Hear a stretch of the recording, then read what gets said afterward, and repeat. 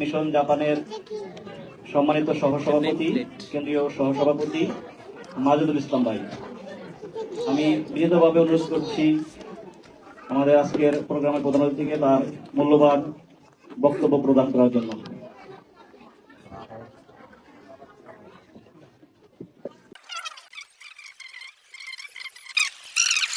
বাংলাদেশে যদি আমরা মোটা দাগে যদি আমরা চিন্তা করি যে বাংলাদেশে আসলে কি কি সমস্যা, এই যে বাংলাদেশে ডেমোক্রেটিক ওয়েতে ধরেন নির্বাচনে চলে আসছে, ইসলামী দলগুলো চলে আসতেছে, অন্যান্য দলগুলো আসতেছে, আসলে তাদের পারপাসটা কি, তাদের টার্গেটটা কি? আসলে আমার কাছে ব্যক্তিগতভাবে যেটা মনে হয় যে মানুষের কল্যাণ করার জন্য, জনকল্যাণ করার জন্য, এর চেয়ে তো বেশি কিছু না। কোটির উপরে যুবক রয়েছে বাংলাদেশে, তরুণ রয়েছে যারা বেকার, যাদের কোনো কাজ নাই, ওদেরকে আপনি কি কুরআন হাদিসের কথা শোনাবেন? এই বেকার জনগোষ্ঠীকে মানে বাংলাদেশকে যদি আমরা ভূখণ্ড হিসেবে চিন্তা করি, এর আয়তন যেটা যদি আমরা দেখি, এটা কিন্তু কম না। দুনিয়ার অনেক দেশ কিন্তু রয়েছে আমাদের চেয়ে অনেক ছোট, কিন্তু ওদের ইম্প্যাক্টটা অনেক বেশি সারা দুনিয়াতে, অনেক অনেক বেশি। ইউরোপের অনেক দেশকে যদি আমরা দেখি, আমরা যদি সিঙ্গাপুরকে দেখি, এশিয়ার অনেক দেশই তো রয়েছে, কত পাওয়ারফুল, তাই না? এইটা আমরা কিভাবে অর্জন করতে পারি? এই অর্থনৈতিক স্বাবলম্বিতা আমরা কিভাবে অর্জন করতে পারি? একদম জাপানিজ পাসপোর্টধারী, যার জাপানিজ লাল পাসপোর্ট, যাদের জাপানিজ লাল পাসপোর্ট আছে, আপনারা জানেন যে আপনারা যেখানেই চান যেতে পারেন, ভিসা নেওয়া লাগে না, তাই না? যেতে পারেন, যাদের আছে লাল পাসপোর্ট তারা জানেন। কিন্তু আমাদের যাদের গ্রিন মানে পাসপোর্ট, বাংলাদেশের পাসপোর্ট, আমরা কি যেতে পারবো সব জায়গায়? এই আত্মসম্মানটা কি আমাদের অর্জন করা দরকার না বাংলাদেশিদের? দরকার কি না? দরকার। যদি বাংলাদেশে গিয়ে একজন বিদেশি বা আমরাই যদি প্লেন থেকে নামি, এরপর ধরেন আপনি যাবেন চিটাগাং, এরপরে আপনি যাবেন খুলনা, আপনি যাবেন পঞ্চগড়, আপনি যাবেন সিলেট, আপনি এখান থেকে বাংলাদেশে যেতে আপনার পিতামাতা যতটুকু না টেনশন করে, ঢাকা এয়ারপোর্ট থেকে আপনার বাড়ি পর্যন্ত যেতে তার চেয়ে মনে হয় বেশি টেনশন করে। কথাকে আমি ভুল বলছি কিনা? ভুল বলছি? কিন্তু আমি এখন পর্যন্ত দেখি যে বাংলাদেশের কোন পলিসি মেকার, কোন দল এই জিনিসগুলোকে অ্যাড্রেস করে না। এগুলা বাংলাদেশের সবচেয়ে কম দাম, সবচেয়ে সস্তা হলো আপনার জীবনের দাম, সবচেয়ে সস্তা। কোন রাজনৈতিক দল, এই যে সড়ক দুর্ঘটনায় লক্ষ লক্ষ মানুষ মারা যায়, কোন পলিসিতে এগুলো উঠে আসে না। কোন দেশের হয়তো যুদ্ধে এত মানুষ মারা যায় না যত বাংলাদেশের রাস্তায় মারা যায়। হয়তো এখন সবাই নির্বাচনে মেতে আছে, এখনো অনেক সড়ক দুর্ঘটনায় মানুষ মারা যাচ্ছে, এগুলো নিউজই হয়, গুরুত্বই নেই। আমি আপনি মারা গেলেও কোনো গুরুত্বই থাকবে না ওই দেশে। কারণটা কি? কারণ হলে এইগুলো আমরা অ্যাড্রেস করি না। এবং এই জিনিসগুলো কোন রাজনৈতিক দল শুধুমাত্র তার এই 5 বছর সময়ের মধ্যে করতে পারবে না। সত্যিকার অর্থে বাংলাদেশে কোনো হাইওয়ে সিস্টেম নেই। বাংলাদেশে হাইওয়ে গুলা তো দেখবেন আপনার গাড়ির সামনে গরু আসে, গরু এসে হাজির হয় না? সত্যিকার অর্থে বাংলাদেশে কোনো রেল ব্যবস্থা নেই। কেন আপনার ইচ্ছে করে না আপনার লাগেজটাকে ওই যে ঢাকা এয়ারপোর্টে যখন আপনি নামেন, সেখান থেকে আপনি সুন্দর করে ট্রেনে চলে যাবেন, ট্রেনে বুলেট ট্রেনে করে চিটাগাং চলে যাবেন? ইচ্ছে করে না সেটা? করে তো, আমাদের ইচ্ছে করে না।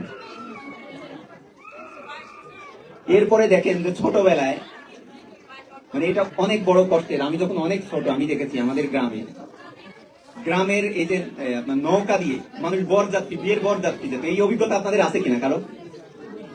এক ভাই হাত তুলেছেন। আর কারো আছে নদী পথে বিয়ে খাইতে যেত বরযাত্রী হয়ে? এই যে আরেকজন ভাই হাত তুলছে। কিন্তু বাংলাদেশে দেখবেন এখন নদীগুলা কিন্তু একদম মৃত, নদীটা নৌকা তো মানে নাই, কারণ পানি নাই তো। যদি বাংলাদেশকে ভবিষ্যতে ধরেন অর্থনৈতিক ভাবে কোনো দল শক্তিশালী করতে চায়, কোন যদি অর্থনৈতিক অঞ্চল করে, ইপিজেড করে, তাহলে তার যে গাড়িগুলো যাবে তার সবগুলো যাবে এই যে হাইওয়ে বা রাস্তা যেগুলো হয়, এগুলোতে দেখবেন সব মালবাহী ট্রাক। অনেক ট্রাক তো আমরা মানে অনেক মালামাল তো আমরা নদী পথে নিয়ে যেতে পারতাম না। এগুলো নাই, এগুলো কোনো রাজনীতিবিদরা এই সমস্যাগুলো অ্যাড্রেস করে না। কেউ অ্যাড্রেস করে না। টোকিওর মতো মেগা সিটিতে, আপনারা টোকিও তো ঘুরছেন না নৌকায়? এটা আছে এরিয়া ঘুরছেন না? পুরো টোকিও তো নদী পথে ঘোরা যায়, অনেক সুন্দর অভিজ্ঞতা। এরকম মেগা সিটি যদি এরকম করতে পারে, আমরা কেন পারলাম না? মানে অচল সড়ক ব্যবস্থা, অচল রেল ব্যবস্থা, নদী পথ গুলো এই অবস্থা। আচ্ছা, আপনি যদি আকাশ পথের কথা ধরেন, তাইওয়ান একটা দ্বীপ, স্বাধীন কোন দেশ না, এখন হলো একটা রিপাবলিক অফ চায়না। তাইওয়ান একটা দ্বীপ যার আয়তন চিটাগাং বিভাগের সমান। বাংলাদেশের এয়ারপোর্ট কয়টা জানেন? 18টা এয়ারপোর্ট, 18 সক্রিয় এয়ারপোর্ট, এর মধ্যে 4 থেকে 5টা ইন্টারন্যাশনাল এয়ারপোর্ট। যেখানে ওরা বুলেট ট্রেন দিতে পারেনি সেখানে এয়ারপোর্ট করে দিচ্ছে, যেখানে যেটা দরকার। পুরো দুনিয়াকে ওরা নির্ভরশীল করে ফেলছে, পুরো দুনিয়ার কিছু ইন্ডাস্ট্রি ওদের উপর নির্ভরশীল, উল্টো ওরা না।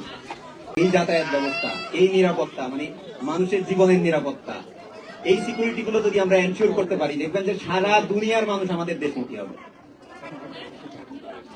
বুঝতে পারছেন?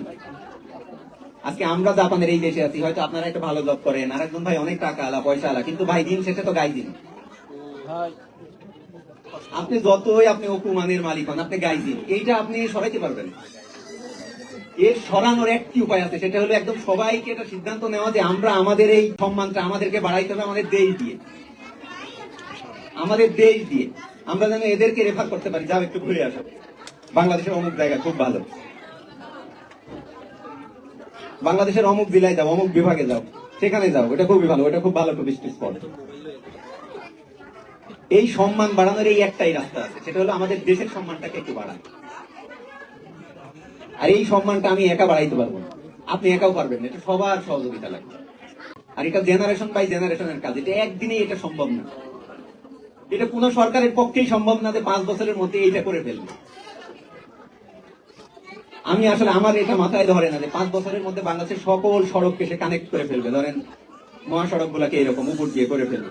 আপনাদের যদি মনে হয় যে এই কাজগুলো করতে হলে খুবই অধ্যবসায়ী, খুবই পরিশ্রমী ভালো মানুষ লাগবে, যারা জনগণের ট্যাক্সের টাকা, এই আমানতের সঠিক ব্যবহার করবে, যারা এই প্রবাসীদের রেমিটেন্সের টাকা, এই রিজার্ভের টাকা সঠিক জায়গায় লাগাবে, অপব্যয় করবে না, সেই মানুষগুলোকে আমাদেরকে নিয়ে আসা দরকার, সে যে দলেরই হোক, দলের ঊর্ধ্বে। এইটা যদি আমরা পারি, তাহলে দেখবেন যে বাংলাদেশ আস্তে আস্তে একটা ভালোর দিকে যাবে। আর তখনই না আমাদের এই সম্মানটা পাবে, যেটা আমরা এখনো আসলে লাল জাপানিজ পাসপোর্ট নিয়েও আমরা পাইনি, যেটা আমি বলতেছিলাম যে এখনো তারা ট্রিট করবে গাইজেন হিসাবে। এই সম্মানটা অর্জন করা দরকার। হয়তো যাদের আমাদের এখানে বয়স, যাদের 30 বা 40, হয়তো 50, 60, আমরা চলে যাব, হয়তো আমরা আমাদের ব্যাংকে কিছু টাকা রেখে যাবো পরবর্তী জেনারেশনের জন্য। কিন্তু আমরা সবাই যদি চাই, সব বাংলাদেশি মিলে যদি চাই যে আমরা আমাদের দেশের সম্মানটাকে একটু বাড়াবো, তাহলে কিন্তু এটা সবার সম্মিলিত প্রচেষ্টাতেই সম্ভব, আমি একা পারবো না।